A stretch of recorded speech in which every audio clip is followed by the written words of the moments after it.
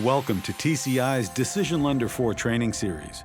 This tutorial will instruct the user how to fund an application in DecisionLender. The funding feature will allow the user to view and compare final approval terms, enter net-to-dealer disbursement information, and determine if the contract is out of tolerance. How to fund an application. To begin, log into DecisionLender. You are brought to the main dashboard screen.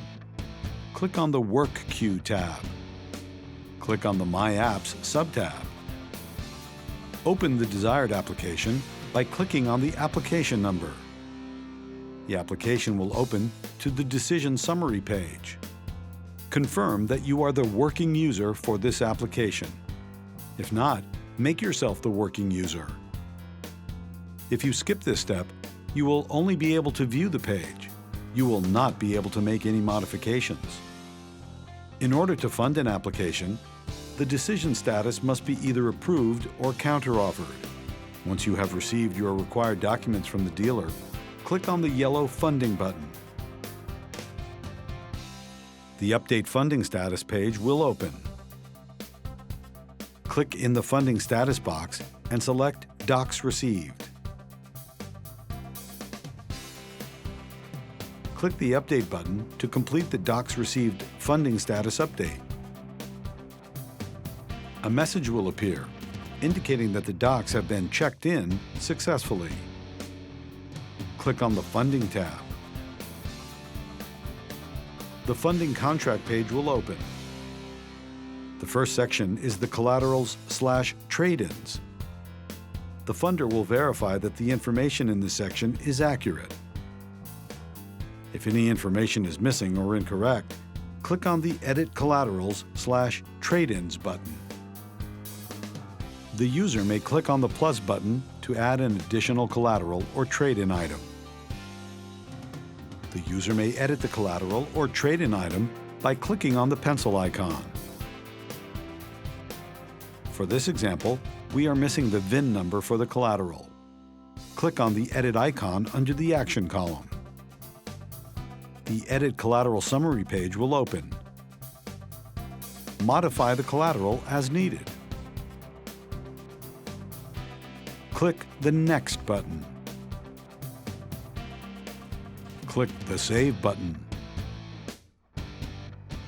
A message will appear indicating that the contract collateral changes on funding have been saved successfully. The next section is Funding Key Ratios. This section will dynamically update as the contract details are entered. The ratios displayed are for the contract, approved, variance, and variance percentage. The next section is the contract details. All fields with an asterisk must be completed in order to fund the application. The first part of the contract details is the contract summary. Notice, as the values are entered, the variances to the right will automatically update. The user may now enter the contract itemizations. This is where the specific itemizations will be entered. The next section allows the user to include contract ads. If applicable, defaulted ads will be automatically displayed. To include a new contract ad, simply click on the plus sign.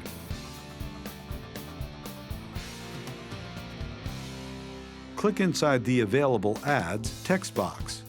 Any predefined ads will be displayed, or the user may create a custom ad by clicking on Custom Ad. A new text box will open, allowing the user to enter the name of the custom ad. Click the Save button. The new custom ad will now be displayed, allowing the user to enter the value of the ad. The next section allows the user to include contract fees.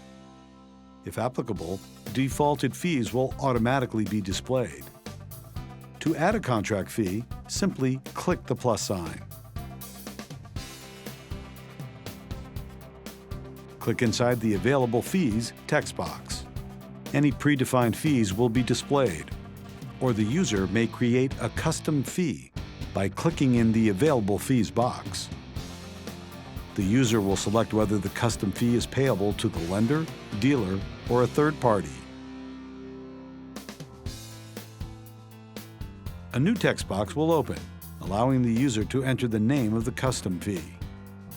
Type in the custom name. Click on the Save button. A new custom fee will be displayed, allowing the user to enter a value in the contract amount field. The next section is the net to dealer details. Click on the collapse arrow to the right of the net dealer section. Prior to validation, the user will see a message that the net to dealer data has not computed yet. The dealer participation flat fee or split plan fee will be displayed once the user selects the Save and Validate button. The next section is the Regulation Z details. Click on the collapse arrow to the right of the Regulation Z header to view the Regulation Z criteria.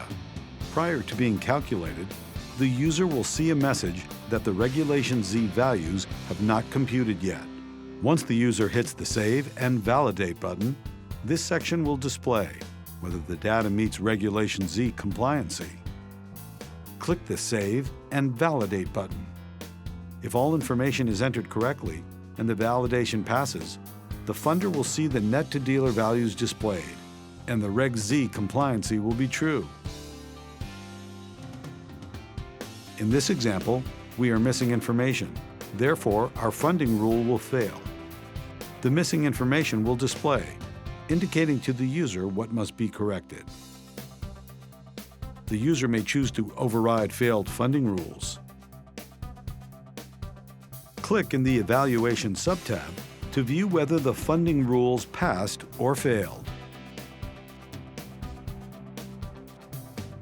If applicable, a failed rule may be overwritten by putting a check in the Override checkbox and selecting an override reason from the drop-down list.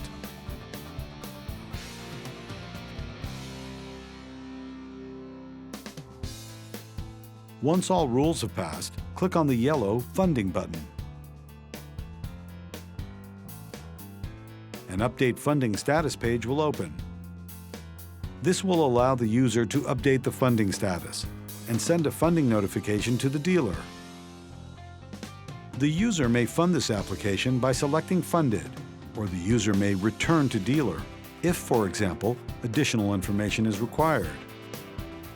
The user may select Unable to Fund if the lender is unable to move forward with funding this loan.